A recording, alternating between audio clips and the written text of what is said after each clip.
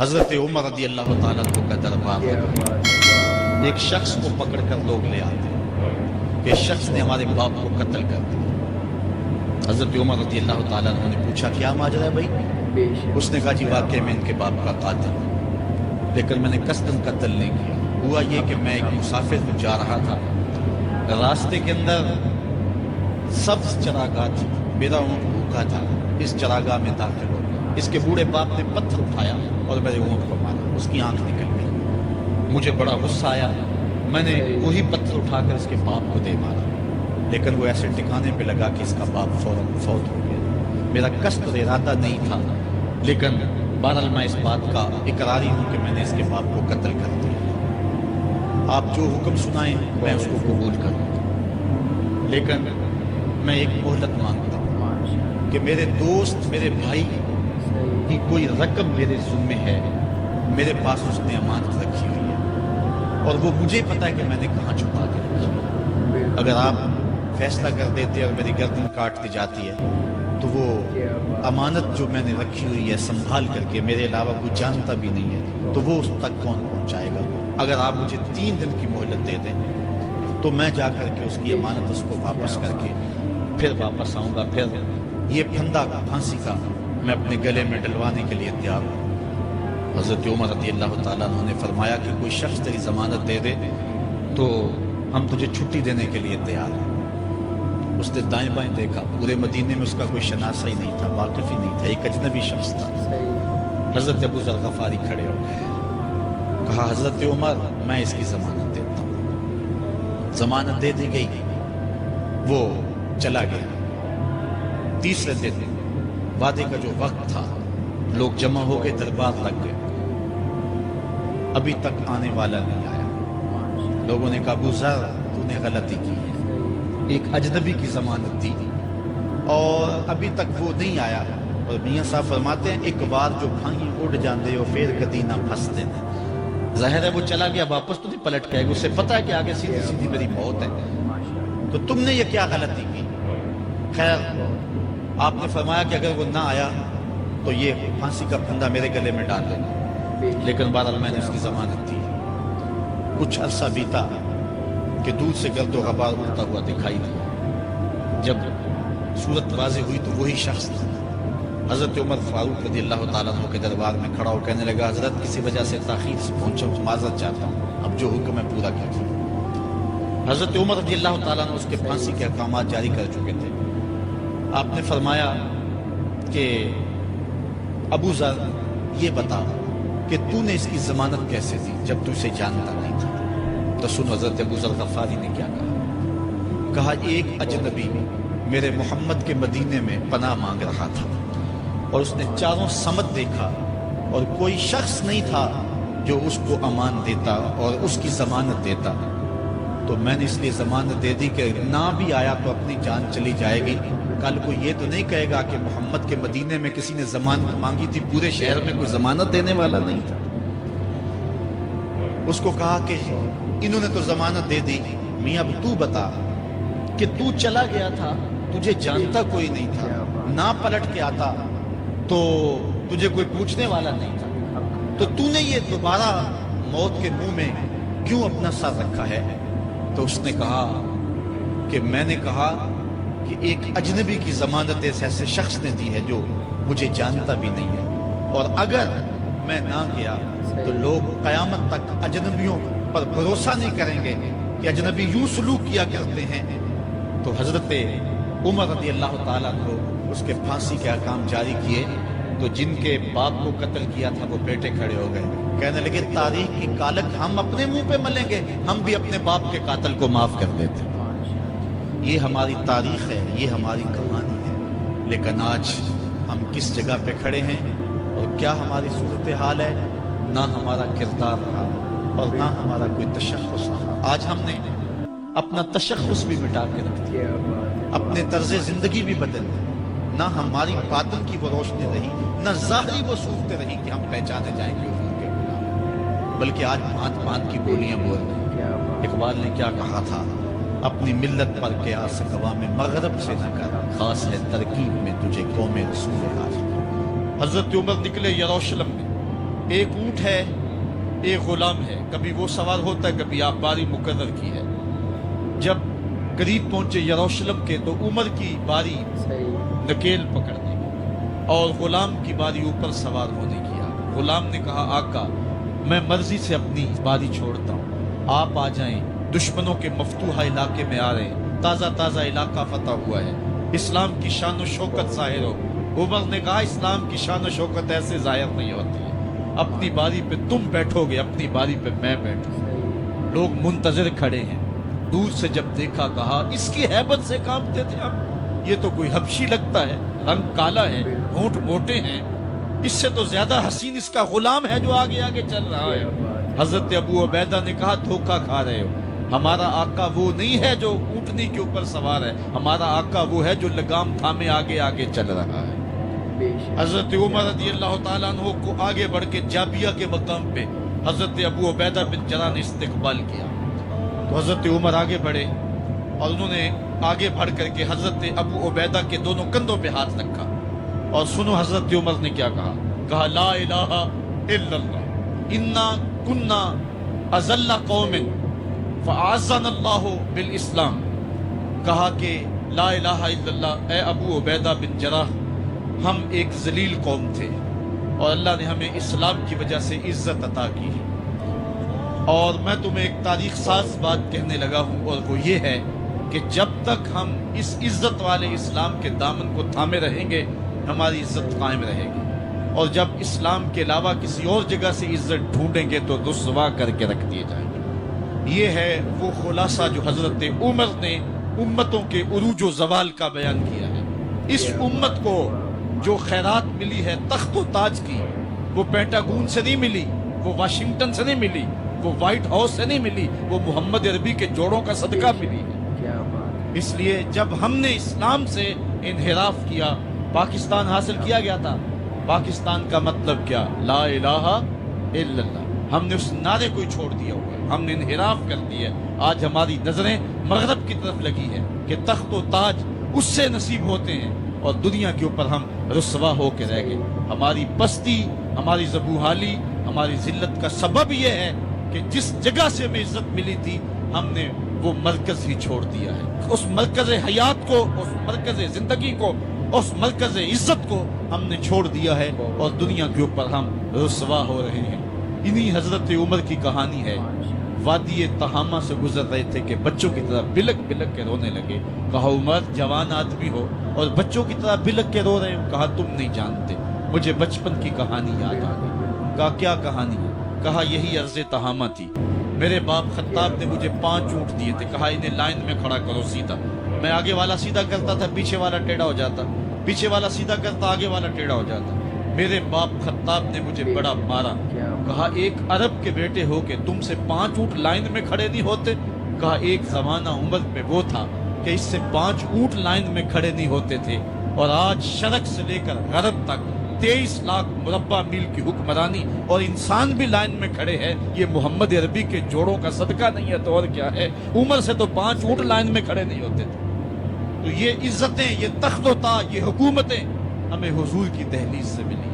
جب ہم نے اس دہلیز کو چھوڑ دیا تو دنیا کے اوپر رسوا ہو گئے اور ذلیل کر کے رکھ دیے گئے۔ ہماری اخلاقی پستی اور زبوحالی نے ہم کو کہیں کا نہیں چھوڑا ہے۔ دامن رسالت ماب کو چھوڑ دیا ہے، پھر رسوائیاں مقدر نہیں ہوں گی تو کیا ہوں گی؟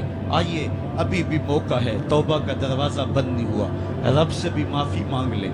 گنبد خضرا کے مکین کے حضور بھی ہاتھ جوڑ کے کہیں چھوڑ کے آپ کا دامن رحمت، آقا ہم سے بھول ہوئی، کھو دی اپنی قدر و قیمت، آقا ہم سے بھول ہوئی، دیکھ ہماری آنکھ کو چولی، اپنے سینے اپنی گولی، بھول گئے ہم در سے اخوبت، آقا ہم سے بھول ہوئی، دنیا کے ٹھکرائے ہوئے ہیں، تیرے در پہ آئے ہوئے ہیں، کھول دے اپنا باب رحمت، آقا ہم سے بھول ہوئی۔ عبداللہ بن عمر اور عبید اللہ بن عمر بصرہ سے گزر رہے تھے ایک جنگ سے واپسی پر، تو حاکم بصرہ نے آپ کو کچھ پیسے دیے کہ یہ مال غنیمت میں جا کے جمع کروا دینا، اور پھر خود ہی مشورہ دیا کہ عراق کے اندر فلاں فلاں چیز بہت سستی مل جاتی ہے، اور حجاز میں ان چیزوں کی قیمت زیادہ ہے. تو اگر آپ ایسا کر لیں کہ یہ ان پیسوں سے خرید لیں اور جا کے مدینہ المنورہ میں فروخت کر دیں تو جو زائد پیسے آپ کمائیں گے وہ آپ کے ہوئے. اور یہی اشرفیاں جو میں نے دی ہیں آپ کو، اتنی اشرفیاں بیت المال میں جمع کروا دینا. تم نے محنت کی ہوگی، تجارت کی ہوگی، تو جتنے بچیں گے وہ آپ کے ہوں گے. تو انہوں نے کہا بہت اچھا. وہاں سے مال خرید لیا، مدینہ المنورہ میں آ کے بیچ دیا. جتنی اشرفیاں انہوں نے وہاں سے دی تھی بیت المال کے لیے، اتنی بیت المال میں جمع کروا دی. حضرت عمر رضی اللہ تعالیٰ عنہ کو پتہ چلا، بیٹوں کو بلایا، کہا کہ سنا ہے تم نے کوئی کمائی کی ہے؟ کہا جی ہم نے تو تجارت کی اور جو مال لیا تھا اتنا مال بیت المال میں جمع کروایا ہے. کہا تم بیت المال کے پیسوں پر کمائی کی ہے، وہ پیسے بھی تمہیں بیت المال میں جمع کروانے پڑیں گے. یہ عمر ہیں رضی اللہ تعالیٰ. رومی شہنشاہ کی بیوی سلام بھیجتی ہے حضرت عمر رضی اللہ تعالیٰ عنہ کی اہلیہ کو، تو وہ 1 دینار ادھار لے کر کے اس کا عطر خریدتی ہیں اور شیشیوں میں ڈال کر کے ان کو بھیجتی ہیں کہ چلو ایک رواداری کا اچھا ثبوت فراہم کیا جائے. تو وہ واپسی پر انہی شیشیوں کے اندر قیمتی موتی بھر کے بیچتی ہیں، جواہرات بھر کے بیچتی ہیں. حضرت عمر رضی اللہ تعالیٰ عنہ فرماتے ہیں لاؤ یہ سارے جواہرات، سب کو فروخت کرتے ہیں. 1 دینار اس کو دیتے ہیں، باقی بیت المال میں جمع کرتے ہیں. تو جب اپنی زندگی اتنی محتاط ہوگی، اتنی خوبصورت ہوگی، تو پھر کس طرح کوئی گورنر زیادتی کر سکتا ہے؟ تو حضرت سیدنا عمر رضی اللہ تعالیٰ عنہ نے اپنا طرز زندگی اور انداز معاشرت اتنا سادہ اور اتنا خوبصورت رکھا کہ اس کے مطابق تمام گورنروں کو ڈھالنے کی تلقین کی. آپ جب بھی کسی شخص کو بطور گورنر اس کا تعین کرتے تو اس کو یہ نصیحتیں کرتے: ایک ترکی گھوڑے پہ سوار نہیں ہوں گے، باریک کپڑا نہیں پہنیں گے، اور انچھنے آٹے کی روٹی کھائیں گے، مکان کا دروازہ نہیں لگائیں گے، کوئی حاجب نہیں رکھیں گے، چوکیدار نہیں رکھیں گے، بواب نہیں رکھیں گے، جو تمہارے تک پہنچنا چاہے ڈائریکٹ پہنچ جائے. اللہ اکبر. اور پھر جب کسی کو متعین کیا جاتا اس کی جائیدادیں لکھ دی جاتی کہ اس کے پاس کتنی جائیداد ہے، وہ حساب اپنے پاس رکھتے. اور جب وہ معزول ہوتا یا اس کا وقت ختم ہوتا تو آپ دیکھتے کہ اب اس کے پاس جائیداد کیا. اگر وہ جو پہلے آپ نے اپنے پاس ریکارڈ رکھا ہوتا اس سے جائیداد اس کی زیادہ ہوتی تو حضرت عمر بقیہ جائیداد بیت المال میں جمع کرتے. اللہ اکبر. اور یہ کیسے تھا؟ گورنر بول نہیں سکتا تھا، اس لیے کہ حضرت عمر کی اپنی بود و باش بھی اسی طرح کی تھی، اپنا طرز زندگی بھی اسی طرح کا. مال غنیمت میں بہت ساری چادریں آتی ہیں جو سب کو تقسیم کر دی جاتی ہیں. خطبہ جمعہ دینے کے لیے آئے تو ایک شخص کھڑا ہو گیا. عمر خطبہ بعد میں سنیں گے، پہلے یہ بتائیں کہ یہ جو تم نے قمیض پہنی ہے یہ کہاں سے آئی؟ مال غنیمت کے اندر جو چادریں آئی ہیں سب کے حصے میں ایک ایک چادر آئی. آپ داراز قد ہیں، ایک چادر سے قمیض نہیں سل سکتی، تو آپ کی قمیض کہاں سے آئی؟ پہلے اس سوال کا جواب دے دیجئے، پھر خطبہ سنیں گے. اللہ اکبر. آپ کے بیٹے کھڑے ہوتے ہیں. کہا ایک چادر سے میرے باپ کی قمیض نہیں بنتی تھی، میں نے اپنے حصے کی چادر بھی اپنے باپ کو پیش کی. اس نے کہا اب سناؤ، اور ہم سنتے ہیں. یہ ہے حضرت عمر رضی اللہ تعالیٰ عنہ کی اپنی ذاتی زندگی. ایاز بن غنم کے بارے میں یہ پتہ چلتا ہے کہ وہ موٹے کپڑے نہیں باریک کپڑے پہنتا ہے. اس نے گھر کے دروازے پر بواب بھی رکھا ہوا ہے، چوکیدار بھی رکھا ہوا ہے. حضرت عمر رضی اللہ تعالیٰ عنہ محمد بن مسلمہ کو بھیجتے ہیں. محمد بن مسلمہ جاتے ہیں اور جا کے تحقیق کرتے ہیں تو ایسا ہی پاتے ہیں، تو ان کو وہیں گرفتار کر کے لے آتے ہیں اور حضرت عمر کے دربار میں پیش کیا جاتا ہے. چھڑی اس کے ہاتھ میں دے کر فرماتے ہیں جاؤ تم بکریاں چرایا کرو، تم گورنری کے لائق نہیں. ایک گورنر کو بکریاں چرانے پہ لگا دیتے ہیں اس لیے کہ تم نے ان اصولوں سے، ان ضابطوں سے انحراف کیا ہے جو ایک سلطنت کے ذمہ دار کے لیے لازم اور ضروری ہیں. دور موجود کے حکمرانوں کو چاہے وہ عرب کے حکمران ہوں چاہے وہ عجم کے حکمران ہوں، اگر وہ اسلام کا نام لیتے ہیں تو انہیں اپنے اعمال کا جائزہ لینا ہوگا کہ ہم کھڑے کہاں ہیں۔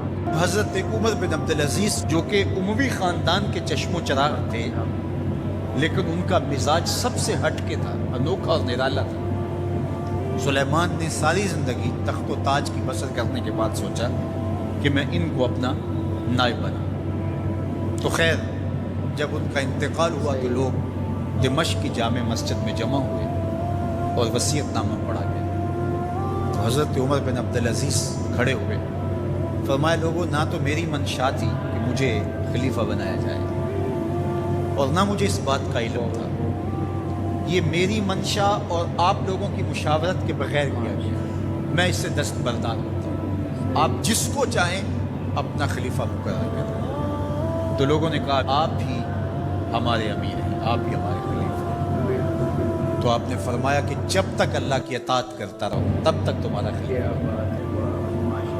اور پھر آپ نے حکم نامہ جاری کیا کہ میری جتنی جائیداد ہے ساری بیت المال میں جمع کر کے جائے، اور جتنے بھی اموی شہزادے تھے ان کی جائیدادیں جو لوگوں کے ضبط کی ہوئی تھی سب کو بحق صدقات ضبط کرنے کا حکم نامہ جاری کیا۔ مسجد سے باہر نکلے تو آپ کے لیے شاہی سواری لائے گی، فرمایا میرا خچر کافی ہے میرے۔ گھر پہنچے تو اپنی بیوی فاطمہ بنت عبد الملک سے کہا، جو بادشاہ کی بیٹی ہے، بادشاہ کی پوتی ہے اور 4 بادشاہوں کی بہن ہے، ناز و نعم میں پلی ہوئی ہے، کہا کہ میرے ساتھ تم رہنا چاہو تو تمہیں اپنے سارے زیورات، زر و جواہر، سارا مال بیت المال میں جمع کروا دو اور فقیرانہ زندگی بسر کرنا ہوگی۔ اب اس پاک باز خاتون نے کہا کہ میں اس کے لیے تیار ہوں، میں فقیری کی زندگی کو ترجیح دیتی ہوں۔ اب حضرت عمر رضی اللہ تعالیٰ عنہ نے صرف 2 سال 5 ماہ اور کچھ دن حکومت کی اور 3 بر اعظموں پر سلطنت اسلامیہ پھیلی ہوئی تھی، اور آپ روتے تھے کہ ان لوگوں کا حق بھی میرے اوپر بلا مطالبہ ہے جو دنیا کے کسی بھی خطے کے اوپر اس سلطنت کی حدود میں بستے ہیں۔ عید کا موقع آیا، عیدگاہ میں جب لوگ ایک دوسرے کو مل رہے تھے تو امیر المومنین کے بیٹوں کے کپڑے خستہ تھے، پرانے تھے، پیوند لگے ہوئے تھے۔ تو آپ نے اپنے بیٹوں سے کہا کہ تمہیں شرم تو آ رہی ہوگی کہ امیر المومنین کے بیٹے ہو کے تمہیں ڈھنگ کا لباس بھی دستیاب نہیں ہے۔ تو آپ کا ایک بیٹا عبد الملک بن عمر بن عبدالعزیز جو آپ کی زندگی میں انتقال کر گیا تھا، اس نے کہا ہمیں اس بات پہ فخر ہے کہ ہمارے باپ نے خیانت نہیں کی، ہمارا باپ دیانتدار ہے۔ جب گھر آتے ہیں تو آپ کی بیٹیاں آپ کو عید مبارک کہتی ہیں، آپ سے ملتی ہیں، لیکن منہ پہ کپڑا دھرا ہوا ہے۔ تو حضرت عمر رضی اللہ تعالیٰ عنہ عمر بن عبدالعزیز بولتے ہیں کہ بیٹی آپ نے چہرے کے اوپر کپڑا کیوں رکھا ہوا ہے؟ تو وہ کہتی ہیں ہم نے کچے پیاز سے آج کھانا کھایا ہے تو اس لیے ہم نے کپڑا رکھا ہے کہ آپ اس کی سمیل محسوس نہ کریں۔ تو حضرت عمر بن عبدالعزیز رو پڑتے ہیں اور فرماتے ہیں کہ کس باپ کا جی نہیں چاہتا کہ میری اولاد آسودہ ہو، لیکن میں آخرت سے ڈرتا ہوں۔ حضرت عمر بن عبدالعزیز رضی اللہ تعالیٰ عنہ کے 2 سال 5 ماہ اور چند دنوں کے اندر ایسا عدل پھیلتا ہے کہ لوگ کہتے ہیں ہمیں لگتا تھا آسمان اور زمین کے درمیان ترازو گاڑ دیا گیا ہے، ہر شے پوری پوری تولی جا رہی ہے، اور اتنی خوشحالی آتی ہے، اتنی خوشحالی آتی ہے، لوگ زکوٰۃ کے پیسے لے کے نکلتے ہیں، کوئی زکوٰۃ لینے والا نہیں۔ ایک علاقے کے لوگ حضرت عمر بن عبدالعزیز کو خط لکھتے ہیں کہ حضرت زکوٰۃ کا کیا کریں؟ فرمایا غریبوں کو دے۔ کہا کوئی غریب رہا ہی نہیں، تو کہا کہ اچھا آپ اس طرح کریں کہ جن کی شادیاں نہیں ہوئی ان کا مہر ادا کر کے شادیاں کروا دیں۔ تو وہ جواب میں لکھتا ہے یہ بھی ہو چکا۔ تو کہا لوگوں کو قرضہ دے دیں، کہا کسی کو قرضے کی ضرورت ہی نہیں۔ تو پھر فرماتے ہیں اچھا غیر مسلموں کو قرضہ دیں تاکہ وہ کھیتی باڑی کر کے زراعت کے کام کریں۔ یہ عمر بن عبدالعزیز کا عدل پھیلا، نور پھیلا، روشنی پھیلی، شہزادگی کی زندگی سے ایک دم اپنے آپ کو ایک چھوٹے سے کٹیا کے اندر محدود کر دیا۔ اللہ اکبر۔ حضرت عمر بن عبدالعزیز رضی اللہ تعالی عنہ مسلمانوں کے نامور خلیفہ ہے، اور ان کو ان کے عدل، ان کے انصاف ان کی سادگی اور ان کی زندگی کے اس خوبصورت طرز کی وجہ سے عمر ثانی کہا جاتا ہے.